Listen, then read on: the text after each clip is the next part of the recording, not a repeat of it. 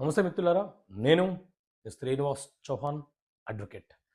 మిత్రులారా, ఎవరైనా అపార్ట్మెంట్ నిర్మించే వాళ్ళు విత్ ఇన్ ద టైం లోపు మనకు నిర్మాణం చేసిస్తానని మాట ఇచ్చి చేయకపోతే మనం ఏం చేయొచ్చు? సో మిత్రులారా, మన దగ్గర రేరా అనే చట్టం ఉంది. అంటే స్థిరాస్తి నియంత్రణ చట్టం అని అర్థం. ఈ రేరా చట్టం ప్రకారంగా ఒక అథారిటీ, ఒక బోర్డ్ అనేది ఎస్టాబ్లిష్ చేయడం జరిగింది. ఈ రేరా అనే చట్టాన్ని ఎందుకు తీసుకొచ్చారు అనంటే, కొనుగోలుదారులను రక్షించడము, కొనుగోలుదారులు మోసపోకుండా కాపాడడం కోసం ఈ చట్టం తీసుకొచ్చినారు. అంటే ఎవరైనా ఒక వ్యక్తి, ఒక డెవలపరు 500 చదరపు గజాల కంటే ఎక్కువ విస్తీర్ణంలో ఏదైనా ఒక అపార్ట్మెంటు, బహుళ అంతస్తుల బిల్డింగు నిర్మించే సందర్భంలో అతను రేరా యొక్క అనుమతి తీసుకోవాలి.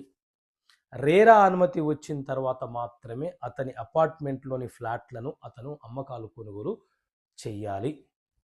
రేరా ఎందుకు అనుమతిస్తుంది అనంటే, వాళ్ళ కండిషన్స్ ప్రకారంగా ఏమేమి ఫెసిలిటీస్ ప్రొవైడ్ చేయాలి, ఎలాంటి సౌకర్యాలను ప్రజలకు అందించాలి, కొనుగోలుదారుడికి ఏ రకంగా సౌకర్యాలు అందిస్తున్నారు, అన్ని అంశాలను పరిశీలించిన తర్వాత రేరా అనుమతి ఇస్తుంది. సో రేరా అనుమతి పొందినటువంటి అపార్ట్మెంట్లు, ఫ్లాట్లు కొంటే నష్టపోవడానికి అవకాశం లేదు. కాబట్టి అపార్ట్మెంట్లు ఖచ్చితంగా కన్స్ట్రక్షన్ చేసే అపార్ట్మెంట్లు రేరా అనుమతి పొందాలి. 2, రియల్ ఎస్టేట్ వ్యాపార సంస్థలు లేఅవుట్లు చేసి ప్లాట్ల వారీగా ప్లాట్లను అమ్ముతున్నారు. సో ఆ భూమి ప్రభుత్వానికి సంబంధించిందా, పట్టా భూమియా, ఆ తర్వాత లేఅవుట్ అప్రూవ్డ్ అయిన తర్వాత లేఅవుట్లో డ్రైనేజు, రోడ్డు, ఎలక్ట్రిసిటీ, వాటర్, ఈ ఫెసిలిటీస్ అన్నీ ప్రొవైడ్ చేస్తున్నారా లేదా, వీటిని అన్నిటిని ఆధారంగా చేసుకొని రేరా సంస్థ వాళ్లకు అనుమతిస్తుంది. కాబట్టి లేఅవుట్లో మీరు కొనుగోలు చేయాలనుకున్నా రేరా అనుమతి ఉందా లేదా చూడాలి. అపార్ట్మెంట్లో ఫ్లాట్ కొనాలన్నా రేరా అనుమతి ఉందా లేదా చూడాలి.